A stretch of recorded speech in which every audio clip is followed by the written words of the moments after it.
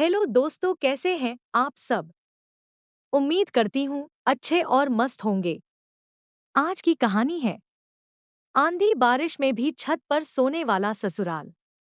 निर्मला की शादी एक छोटे गांव में हुई थी, जहां उसका ससुराल इतना गरीब था कि घर में एक भी पक्का कमरा नहीं था। मिट्टी की दीवारें, आधी टूट चुकी टीन की छत और बाहर एक चूल्हा, यही उनका संसार था। जब पहली बार निर्मला ने घर देखा तो आंखों में आंसू आ गए। लेकिन सास ने मुस्कुराकर कहा, बेटी, ये महलों जैसा नहीं है, पर प्यार बहुत मिलेगा।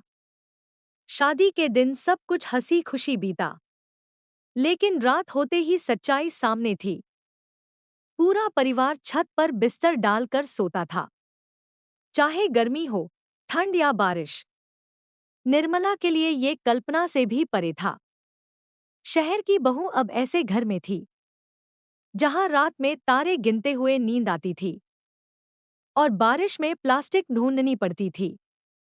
ससुर शामू बोले, बेटी, घर छोटा है लेकिन दिल बड़ा है।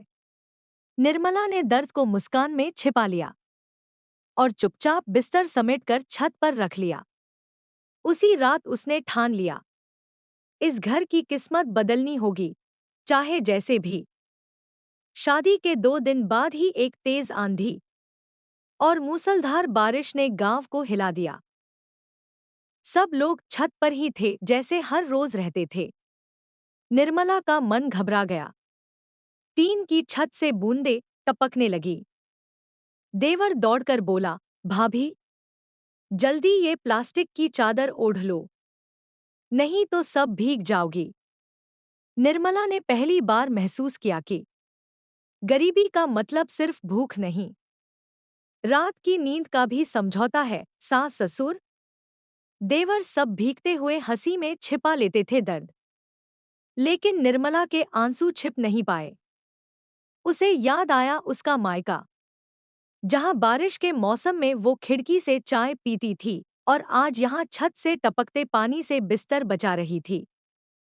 ससुर बोले, बेटी, बरसात जाती है, हौसला नहीं जाना चाहिए। उस रात भीगते हुए निर्मला ने प्रण किया, अब सिर्फ सहना नहीं, कुछ करना होगा। छोटी सी उम्र का देवर सोनू, जो दिन भर स्कूल से आकर बकरी चराता था, एक रात निर्मला के पास आकर बोला, भाभी, जब मैं बड़ा हो जाऊंगा ना, तब मैं ऐसा घर बनाऊंगा जिसमें ऊपर से पानी ना गिरे। निर्मला की आंखें नम हो गईं। वह जानती थी कि सोनू की बातों में मासूमियत है, लेकिन सच्चाई भी वह सपना देखना जानता था, और शायद वही सपना उन्हें आगे ले जाएगा। सोनू ने मिट्टी से घर बनाने का चित्र भी बनाया था, जिसमें उसने छत को हरा रंग दिया था। उसका मतलब था पक्का घर। निर्मला बोली, सोनू, तुम्हारे सपनों में रंग है, अब उन्हें सच भी बनाएंगे। उस रात पहली बार उसे ससुराल की गरीबी से डर नहीं लगा। उसे भरोसा था कि जब दिल सच्चा और इरादा मजबूत हो, तो टपकती छतें भी दीवार बन जाती हैं। अगली सुबह सासू माँ ने हाथ में चाय का कुल्हड़ थमाते हुए कहा, बेटी, हमारे पास सोने के कमरे नहीं हैं, पर रिश्ते सोने जैसे हैं। जब अपना मन बड़ा होता है, तब छोटा घर भी मंदिर लगता है। निर्मला ने सासू माँ की झुर्रियों में संघर्ष की कहानियां देखीं। वे कभी स्कूल नहीं गईं, पर जीवन ने उन्हें बहुत कुछ सिखा दिया था। दोस्तों, स्टोरी को पूरा अंत तक जरूर सुनें। यदि आप हमारे चैनल पर नए हैं और अभी तक आपने चैनल को सब्सक्राइब नहीं किया है, तो प्लीज वीडियो को लाइक और चैनल को सब्सक्राइब जरूर कर लें। अभी कर लें, क्योंकि बाद में आप भूल जाएंगे। उन्होंने बताया कि ससुर एक समय खेत में मजदूरी करते थे और बारिश में गीली मिट्टी में सोना उनकी आदत बन गई थी। हमने कभी किसी से मांग कर नहीं खाया। सास बोली, जो भी है मेहनत से कमाया है, लेकिन अब तू आई है नई सोच के साथ, शायद तू कुछ बदल सके। निर्मला ने सिर झुका लिया, लेकिन मन में उम्मीद जागी। वो अब खुद को मजबूर नहीं, बदलाव की शुरुआत मानने लगी थी। एक दिन गांव में एक औरत आई जो शादी में पहनने के लिए ब्लाउज सिलवाना चाहती थी। निर्मला को बचपन से सिलाई आती थी। उसने हाँ कर दी। पूरी मेहनत से 2 ब्लाउज सिलकर दिए। जब उसने 100 रुपए कमाए तो पहली बार उसके हाथों में कमाई की गर्माहट थी। वो चाहती तो खुद के लिए साड़ी खरीद सकती थी, पर उसने पैसे सास के सामने रख दिए। अम्मा, इससे छत के लिए कुछ खरीद लीजिए। पूरा परिवार कुछ देर के लिए चुप रह गया। देवर ने तालियां बजाईं, ससुर ने सिर पर हाथ फेरा और सास ने आंखें पोंछ ली। यह सिर्फ नोट नहीं थे, यह सम्मान, आत्मनिर्भरता और जिम्मेदारी की शुरुआत थी। अब सबको लगा निर्मला सिर्फ बहू नहीं, परिवार की रीढ़ है। गांव के पड़ोसी मिश्रीलाल अक्सर ताना मारते थे, अरे श्यामू, तेरी बहू क्या छत बनवाएगी? 100 रुपए में छत मिलती है क्या? बाकी लोग भी हंसते, लेकिन निर्मला चुप रहती। उसने जवाब नहीं दिया, पर हर दिन अपने काम में जुटी रही। उसने और सिलाइयां ली, बच्चों को पढ़ाना शुरू किया और धीरे धीरे 500 से 1000 रुपए तक की आमदनी तक पहुंच गई। लोग हैरान थे कि छत की मरम्मत धीरे धीरे हो रही है। टीन की चादरें बदली जा रही थी। एक दिन वही मिश्रीलाल आकर बोले, बहू, मेरी पोती की फ्रॉक भी सिल दे, तेरा हाथ अच्छा है। निर्मला मुस्कुरा दी। अब हंसी का कारण वो नहीं, उसकी मेहनत थी। गरीबी मजाक बन सकती है, लेकिन आत्मसम्मान जवाब देता है, धीरे मगर ठोस। जब मानसून फिर से दस्तक देने वाला था, तो श्यामू और रामू, बड़ा बेटा, ने देसी जुगाड़ से प्लास्टिक की मोटी चादर और पुराने बांस से छत का कवर तैयार किया। अब पानी सीधे नीचे नहीं गिरता, वो किनारों से बह जाता। देवर ने हंसते हुए कहा, अब भाभी का बिस्तर नहीं भीगेगा। सबने मिलकर पूरे छत पर बोरे बिछाए, उन पर प्लास्टिक डाला और किनारे ईंटों से दबा दिए। ये एक सस्ती लेकिन असरदार कोशिश थी।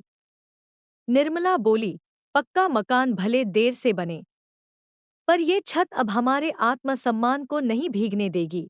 वो मुस्कुराई और पहली बार उसके अंदर एक संतोष था। छोटे छोटे जुगाड़ जब परिवार साथ हो तो बड़े बदलाव की नींव बनते हैं।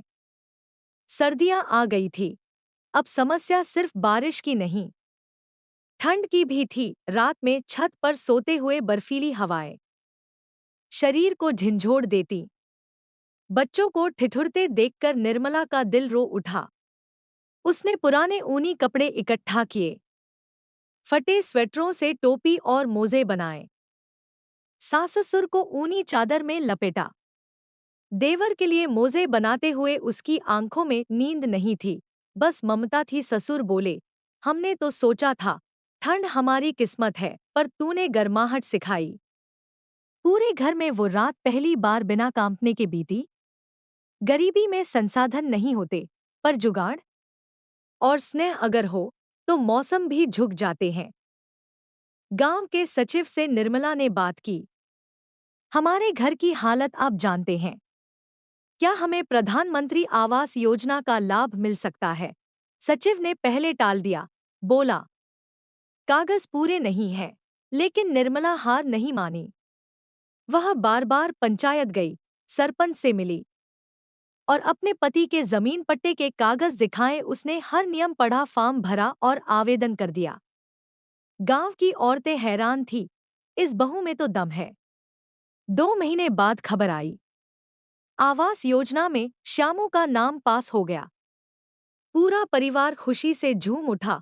निर्मला जानती थी, ये शुरुआत है, अब घर बनेगा। सरकार की पहली किस्त 50,000 रुपए उनके खाते में आ गई। श्यामूजी के जीवन में पहली बार इतना पैसा आया था। रामू और देवर दिन भर ईंट, सीमेंट, रेती लाते रहे। निर्मला ने ठेकेदार नहीं बुलाया, हम खुद बनाएंगे अपना घर। दीवार की नींव खुद खोदी गई, ईंटें खुद रखी गईं। बांस और टीन की मदद से छत तैयार होने लगी। गांव वाले हैरान थे कि ये वही घर है जहां बारिश में लोग भीगते थे। अब पक्की दीवारें खड़ी हो रही थी। निर्मला की आंखों में सिर्फ सपना नहीं, अब निर्माण का आत्मविश्वास था। निर्मला की जेठानी, जो खुद अमीर मायके से थी, गांव में पक्की कोठी में रहती थी। वो हमेशा दिखावे में रहती थी। जब निर्मला का घर बनने लगा तो उसकी जलन उभर आई। अरे ये बहू तो सरकारी पैसे से अपनी इज्जत बना रही है, वह तानों में कहती। लेकिन गांव की महिलाएं अब निर्मला की इज्जत करती थी। वो सिखा रही थी कि पैसा नहीं, मेहनत इज्जत दिलाती है। निर्मला ने जेठानी को कभी जवाब नहीं दिया, बल्कि एक दिन उसे भी सर्दी के लिए मोजे सिलकर दिए। जेठानी शर्मिंदा थी, लेकिन अहंकार उसके बोलों को बंद नहीं कर सका। निर्मला जानती थी, सच्ची जीत शांति से होती है, शोर से नहीं। एक दिन ईंट रखते हुए देवर बोला, भाभी, ये जो पहली ईंट है ना, इसमें तुमने जो त्याग और मेहनत की है, वो हमेशा याद रहेगा। निर्मला हंसी, अरे बेटा, ये तो सबकी मेहनत है। अब घर की 4 दीवारें खड़ी थी। एक छोटी सी रसोई बनी थी और एक कोठरी, जहां छत से अब पानी नहीं टपकता था। पहली बार पूरे परिवार ने जमीन पर नहीं, कोठरी में सूखी रात बिताई। हल्की सी बिजली भी लग गई थी।